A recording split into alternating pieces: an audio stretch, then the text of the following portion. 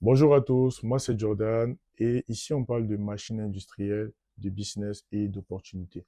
Alors si tu n'es pas déjà abonné, n'hésite pas à le faire maintenant. On va commencer dans quelques instants. Aujourd'hui, je vais vous présenter un business que beaucoup de gens voient tous les jours sans vraiment réaliser l'opportunité qu'il peut générer. Chaque matin, des millions d'œufs sont vendus, manipulés, transportés dans les supermarchés, dans les fermes. C'est un produit accessible, indispensable. Mais derrière chaque œuf vendu, il y a un élément que personne ne remarque, le plateau qui le transporte. Et pourtant, ce simple objet est au cœur d'une opportunité industrielle massive. Parce que sans plateau, pas de transport, et sans transport, pas de vente. Et dans de nombreux pays africains, ces plateaux sont soit importés, soit en quantité insuffisante. Résultat, les producteurs perdent de l'argent, les coûts augmentent et le marché reste largement sous-exploité. C'est exactement là que cette machine entre en jeu. Ce que vous voyez ici, ce n'est pas juste une machine industrielle, c'est une unité de production capable de transformer du papier usé en un produit indispensable au quotidien. Le principe est simple mais extrêmement puissant. On prend du papier recyclé, souvent récupéré localement, parfois même considéré comme un déchet. Ce papier est mélangé avec de l'eau, avec de l'eau pour créer une pâte. Cette pâte est ensuite nettoyée, filtrée, puis envoyée dans un système de moulage. À ce moment-là, la magie industrielle opère.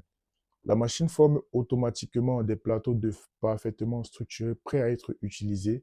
Ensuite, ces plateaux passent par une phase de séchage, souvent via un four industriel, alimenté au gaz ou au diesel ou encore même à la vapeur. Enfin, les produits sont empilés automatiquement et prêts à être vendus. Tout ça en quelques secondes. Et c'est là que les chiffres deviennent intéressants.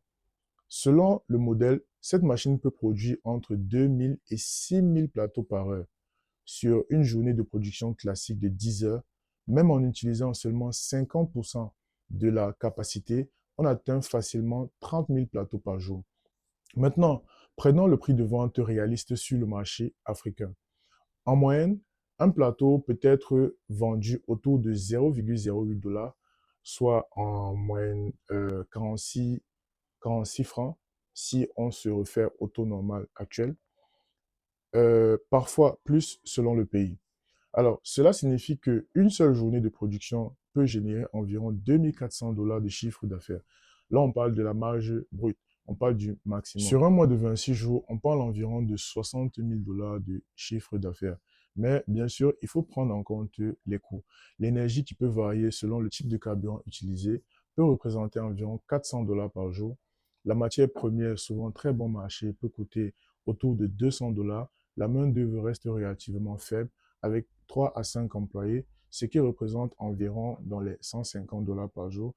En ajoutant la maintenance et les imprévus, on arrive à un coût total d'environ 800 $ par jour à 850 $, ce qui laisse une marge potentielle de plus de 1500 $ par jour. Même en étant prudent, même en divisant ces chiffres par deux, on reste sur un business extrêmement rentable. Ce qui rend ce modèle plus intéressant, c'est la nature du marché. La demande est constante, les œufs ne disparaissent pas, la consommation continue d'augmenter avec la croissance démographique et surtout, c'est un produit consommable, ce qui signifie que les clients reviennent encore et encore. Les principaux acheteurs sont faciles à identifier, que ce soit les fermes avicoles, les grossistes, les marchés, les distributeurs alimentaires. Ce ne sont pas des clients difficiles à trouver, ils existent déjà et ils ont besoin de ce produit. Mais attention, ce n'est pas un business magique. Il faut un investissement initial qui peut aller de 50 000 à 150 000 $ selon la machine. Il faut gérer l'énergie, la logistique, l'approvisionnement en papier. Il faut comprendre son marché local. Ce n'est pas facile, mais c'est réel. Et c'est exactement ce que je vais vous montrer avec cette série de machines. Pas des idées théoriques, pas des promesses vides, mais des industries concrètes, des machines réelles et des opportunités qui existent déjà. Parce qu'au final, ce que vous venez de voir, ce n'est pas juste une machine, c'est une porte d'entrée vers l'industrie. Alors, si vous comprenez ça, vous commencez à voir les choses différemment. Alors, là, on est sur le premier jour. Donc, rendez-vous demain pour la prochaine visite d'usine.